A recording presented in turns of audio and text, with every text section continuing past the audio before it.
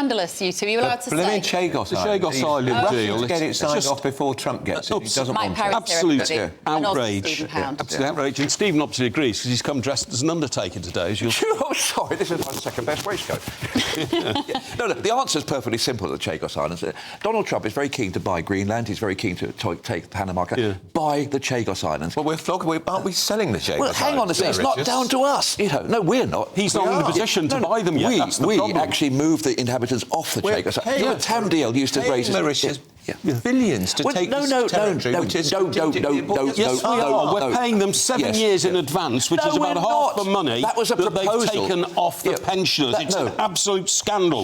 Before Rambulan took over... Say shut up. It's a discussion. I know, it's very aggressive, isn't it? Very aggressive. 7 years' worth of instalments up front worth 630 million quid. I mean, this is outrageous. Over 30 years. We could give... for the Diplomat General, David Lammy. Yeah, absolutely. And all apparently on the altar of decolonisation. But hang on, the Mauritians never owned it, don't want it, we've got to pay them to take it. What about the Chagosians? Shouldn't we have given it back to them? Mike, as ever, you speak with sanity, good sense and temperance, and I always admire and respect your words. But the majority of Chagosians actually live in Crawley, as a matter of fact. So if they bought them, if Donald Trump bought the Chagos Islands, then the Chagosians could go back there. Because at the moment, if they go back there, an independent Chagos Islands, except for Diego Garcia, what would they live on? What would they earn? There's no trade, there's no industry, there's no agriculture. So that's the answer. You actually go down to Crawley, and I'm amazed that you haven't actually done it there, done a Vox Pop down there, and said to the Chagosians, what do you want? Well, if they don't live on the Chagos Islands, I don't care. No, exactly.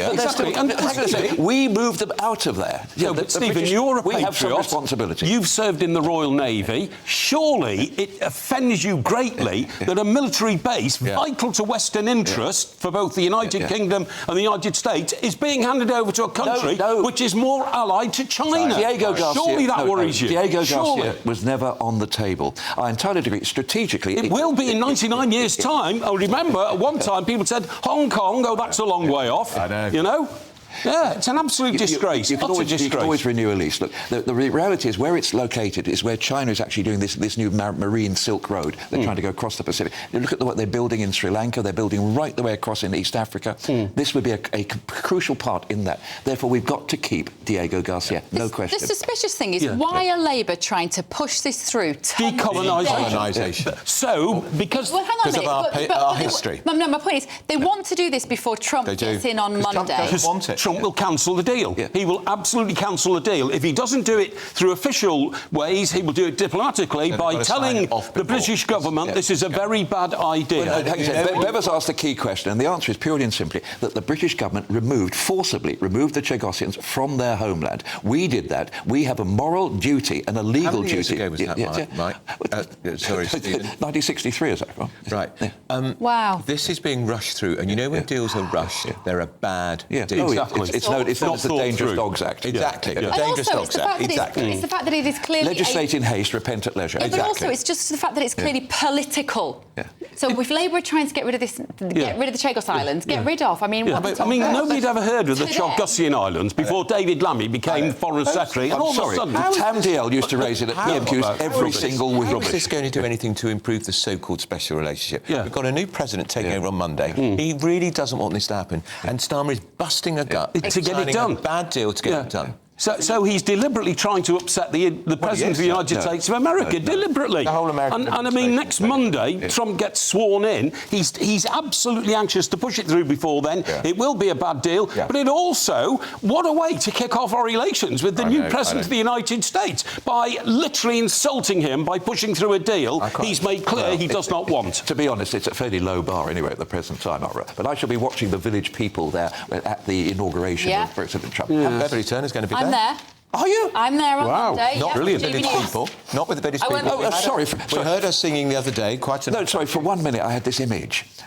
I won't be on stage. Because only one of the village people is still alive, the original village people. So I thought we were recasting. I mean, this is a gender-neutral village people. I went to Trump's inauguration, Bill Clinton's. I went to Bill Clinton's first one and then joined Mr Clinton's mother at the party with Fleetwood Mac that night. Wow. Fleetwood Mac with a group there. She still talks about it. It's going to be amazing on Monday. GBNews will be bringing you know... So you're actually in Washington for the inauguration? I go to Washington tomorrow. This is the last time you'll see me until I'm freezing on Monday. I'm not because I good outside broadcast. I entirely agree. Outside broadcast in Whitehall, but I have to say the nation needs you, Bev. I think so too, Stephen. But thank you. Don't put any pressure on me. Now let's move to this story in LA. We trailed it before the break. These houses. I mean, the area that has been razed to Pacific the ground, Palisades, Stephen, is phenomenal. And now what's happening? They're being looted. Well, as you know, people dressed up as firemen. That's so sick. People dressing up as firemen, going around the ruins and stealing from houses that've got things left. Wow. But I think one of the basic. I mean, I have to say, Donald Trump saying that all the LA firefighters are lesbians called Christian. I think is not particularly helpful. I don't think he put it quite as bluntly as that. But he certainly those are his very words. You know why he's making that point, though? It's because of the ghastly mayor of Los Angeles. But also the head of the fire service. So there's been a huge sort of focus upon DEI, diversity and inclusion, about identity politics. They spent a lot of money on all of that, whilst failing to provide firefighting infrastructure. And cutting budgets.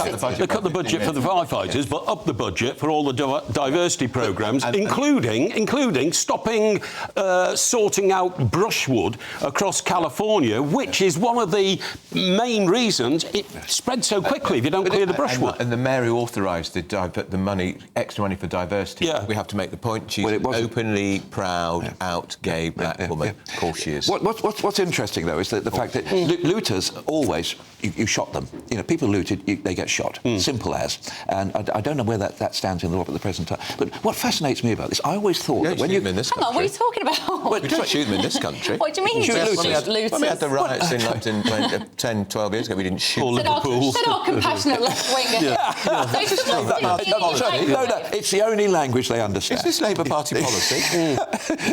I didn't spot it in the manifesto. No, not loot the shooters, shoot the looters.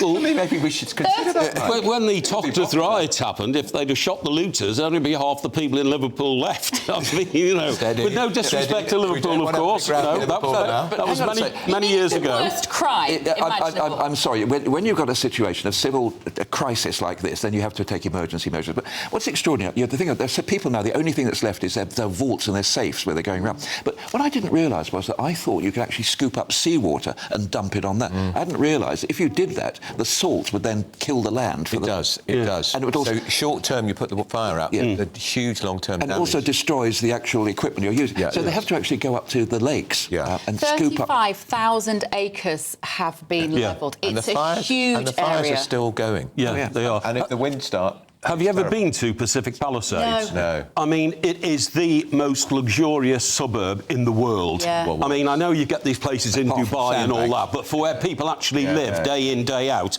the gated mansions, and it's just so it's the wealthiest part of the wealthiest city and the wealthiest state in the world. Which is why the insurance bill is going to be hundreds of billions of pounds. Well, I don't know how you can actually rebuild after that in order. I mean, I know Malibu, I know Pacific. I've looked at it enviously from outside. Well, they can't rebuild with all the wood. Because a lot of these properties... I know, they were, because wood was very, very cheap at the time. Well, it was always set to be a smart city by 2028, this as well. So where you get in and out with your phone. Made that a lot easier. Now it's been levelled to the ground. They might have had objections to that. And, of course, it's the Olympics in 2028. So all I'm saying is there are some people who will be delighted about this turn of events. But what extraordinary is, if you know Los Angeles... Los Angeles is because they can push through the smart city that is the future, where we're all going to be able to get in and out, but only with your phone. There's even talk now they're going to cancel the Oscars because they think it'd be inappropriate. I think don't they need something like that to... But the Grammys and the Oscars are actually on Hollywood Boulevard, which is quite a long way. But the odd thing about Los Angeles, it's 20 suburbs, basically, in search of a city. It is. It's not a city, is it? It's nowhere near. I mean, there is a Los Angeles city. But it's tiny. It's a tiny enclave. Yeah, no, but it's like, I mean, Johannesburg, which is lots of small places, only encompassed by sort of electoral register. So the point is, a lot of, Watts and South Central and northern Los Angeles is completely untouched by this. So the question is, how do they rebuild? As for your point about the smart city, I was amazed when I was there, the number of driverless cars buzzing around.